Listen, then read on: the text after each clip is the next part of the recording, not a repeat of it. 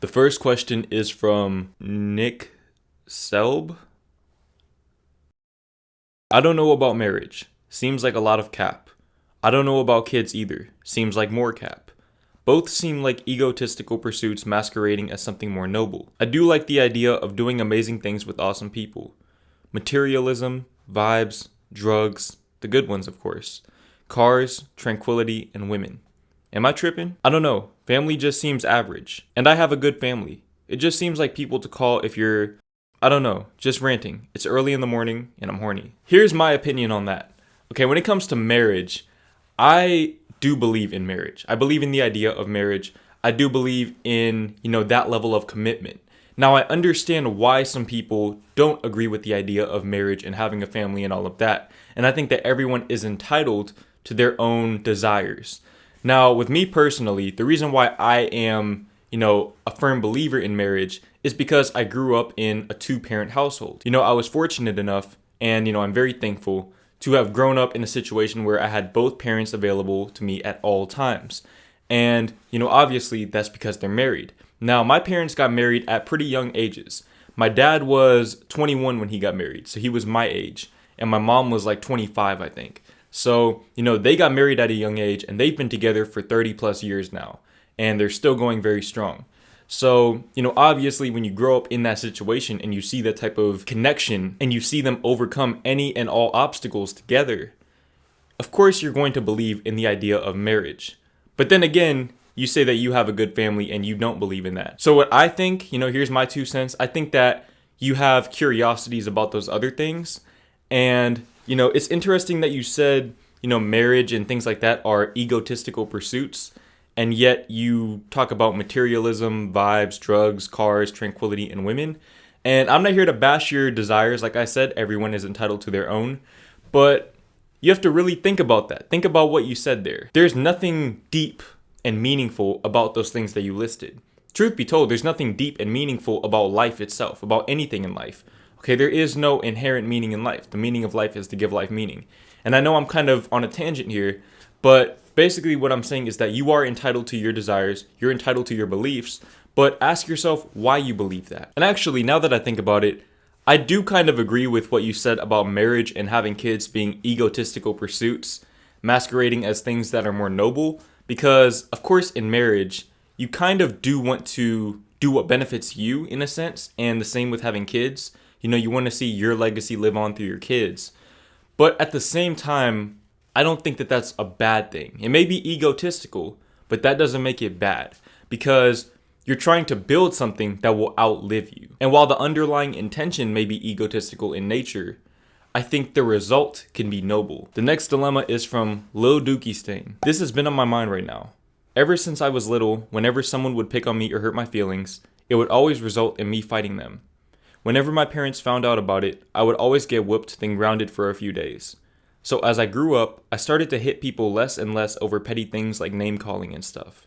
But whenever someone genuinely hurts my feelings, I feel powerless, like they're walking over me or something. Okay, so I understand where you're coming from with that. No one likes to feel powerless, and you do have the right to defend yourself.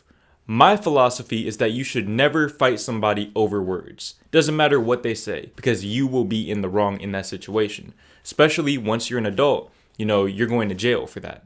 And you can't tell the judge, oh, he called me a name. No, okay, that doesn't matter. You're still going to do some time. Now, like I said, you do have the right to defend yourself. And I think that the best way to defend yourself is to walk away. Okay, you have to learn to walk away from situations where you are being provoked. Now, obviously, that takes a lot of mental discipline and willpower. Okay, you have to put your ego to the side. And that's not always easy, especially as a man.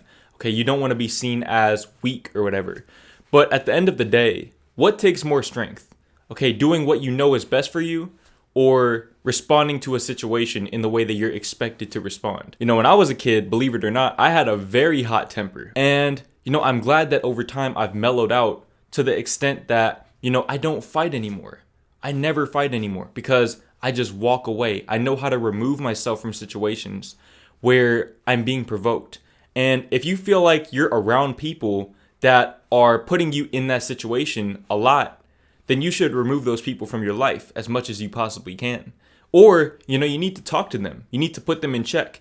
And that doesn't involve hitting them, that doesn't involve violence, but you need to say, hey, this is not going to fly. If you want to be a part of my life, you can't be talking to me like this anymore. And if they don't respect that, then they have to leave. Okay, it's that simple. You can't hold on to people that are doing that type of damage to you because they're only going to hold you back. Now, with that being said, I think that, as somebody who is sensitive myself, I do believe that, we should all learn to have thicker skin. Especially as a YouTuber, I've had to learn to not take words so personally. And I think that you could benefit from that as well.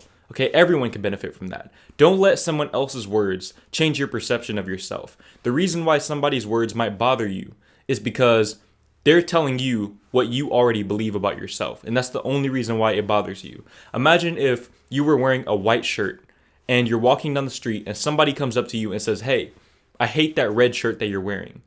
It's not going to mean anything to you because you're wearing a white shirt. It should be the same exact way when it comes to your perception of yourself.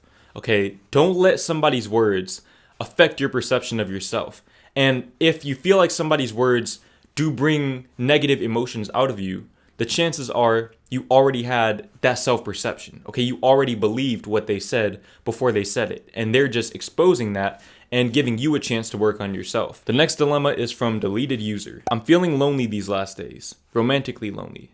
I've always been a dude who cared about feelings, especially love. I had a girlfriend in early 2019, but it quickly ended because of distance, to give some context, I guess. Right now, I'm on vacation. School will only start day 11 of January. I'm actually going to this place on New Year where people from my school might be, but I don't think anything will happen on the romantic sphere.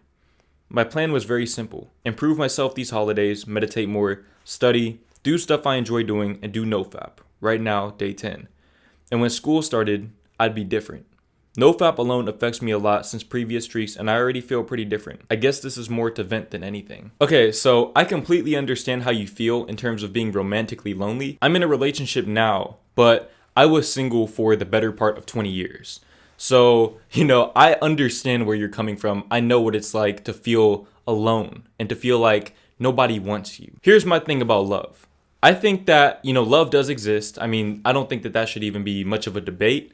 But, I believe that love does exist and it's worth the wait. Okay, in my opinion, it is definitely worth the wait. I think that if I had gotten love at an earlier age, I would not have been ready for it. I wouldn't have been able to process it correctly. And it probably would have broken me because I simply was not ready for that. I wasn't in a relationship with myself.